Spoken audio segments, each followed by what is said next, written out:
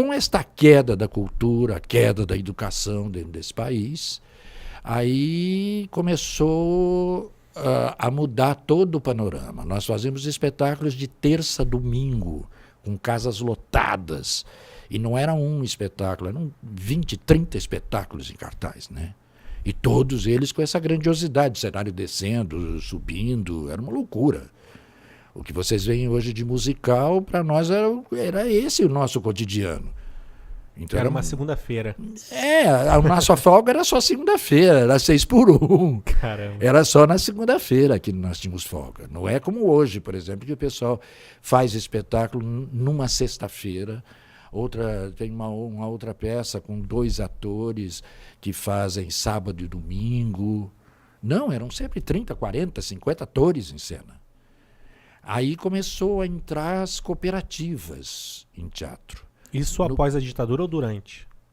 Durante a ditadura a gente estava trabalhando. Quando chegou mais ou menos por final de 70, aí começou esse decréscimo. Ok. Aonde a gente começou a trabalhar da seguinte forma. Você tinha um mínimo com uma porcentagem de bilheteria. Era o que você ganhava. 100 carteiras de trabalho mais e acabou. Uhum. Aí começou, esse mínimo já não existia mais, só existia as porcentagens de bilheteria. E aí começaram as cooperativas mesmo, onde você punha dinheiro para estar em cena. Putz. E os espetáculos eram como é hoje, quinta-feira, sexta-feira. E esses espetáculos que eu te falei, como eu fiz, Alegres como de Windsor, de William Shakespeare, o Hamlet de William Shakespeare, esses espetáculos imensos e tudo mais, começou os espetáculos a serem 2, 3 pessoas em cena, um cenário único, comédias ligeiras para o público dar risada. E aí um decréscimo total, né? Os espetáculos, só para você ter ideia dos nomes, por exemplo, eu fiz O Dia em que Alfredo Virou a Mão, Mulher Melhor Investimento, né? E nisso eu já estava com 2 filhos nas costas. Eu disse assim, não dá para continuar isso. Cara, que e triste televisão saber. Eu não quis saber, eu fiquei uns 4 anos em televisão, e foi antes da Rede Globo explodir. E quando chegou a Rede Globo, eu fui chamado, não quis entrar, porque não era o meu esquema de trabalho, não era aquilo que eu queria. E aí eu abri uma companhia de teatro e educação. Legal. Eu e a Sônia Loureiro, uma outra atriz. E lá fomos nós, ficamos 8 anos fazendo teatro com crianças, até que também isso começou a declinar. Aí eu tinha feito um espetáculo junto com o Ézio Ramos, que foi um dos grandes nomes da dublagem, né? E o Ézio disse, não, você tem que entrar em dublagem. Eu não quero entrar em dublagem, pelo amor de Deus, meu negócio é teatro, eu já não entrei na televisão porque eu quero continuar fazendo teatro. Ele dizia, mas não adianta, o teatro está falindo, não tem outro jeito. Ou você faz essas comedinhas bestas, ou você faz outra coisa na sua vida, seus filhos têm que ser criados, como é que vai ser isso? E aí eu disse, eu não quero, até que um dia ele virou para mim e disse assim, olha, o Michael está esperando você.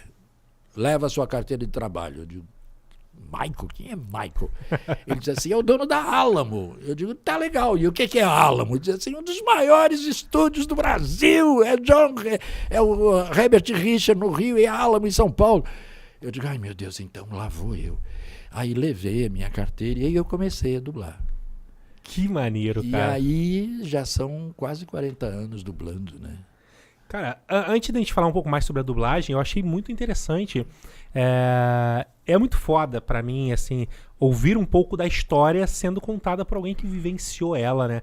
Eu não fazia ideia desse, querendo ou não, um golpe de Estado na cultura que aconteceu durante a ditadura militar e claramente fica claro pra mim que o teatro ele perde força a partir do momento em que não é mais rentável você trabalhar nele. Sim. Então só permaneceu durante muito tempo e você foi meio que uma resistência porque você tentou o máximo que você pôde, quem realmente amava muito aquilo. Porque tiraram todos os direitos de vocês, né, cara? Vocês não tinham cara, do dia pra noite você era uma pessoa contratada, você tinha ali o mínimo pra receber e no outro dia você já não tinha como... Não era o mínimo. Só para você ter ideia, no Esperando Godot, a moeda mudou muito no Também Brasil, tem isso, né? De épocas em Verdade. épocas. Então eu ganhava, sei lá, 600 dinheiros no Esperando Godot, e eu alugava uma casa que custava 50. Caramba. Só para você ter ideia do tamanho dos salários. Era bem mais alto. Eram salários, né? Não era uma coisinha assim de você receber alguma coisa para sobreviver. Não, eram salários. O bairro, por exemplo, da Bela Vista, era onde moravam todos os artistas.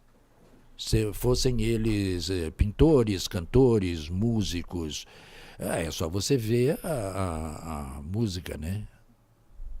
O que era a música e o que virou a música. Verdade. Ou seja, nesta mesma época em que o teatro era uma loucura, a música era uma loucura. Era a época dos festivais.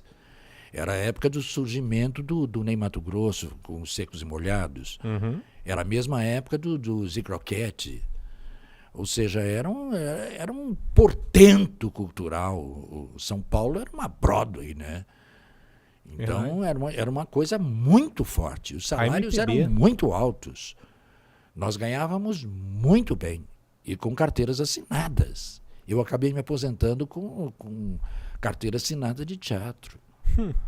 Hoje em dia o pessoal o pessoal hoje põe dinheiro para trabalhar, né? Verdade. E tem aquela coisa que eu acho uma loucura ter acontecido isso, assim. Vai lá ver minha peça. Assim, opa, como vai lá ver minha peça? Divulga, o público chega. Diz assim, não chega.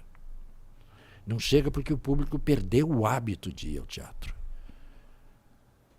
Quando você fala em resistência, tem um pessoal aí que resiste, né? O pessoal da Praça Roosevelt, por exemplo, resiste.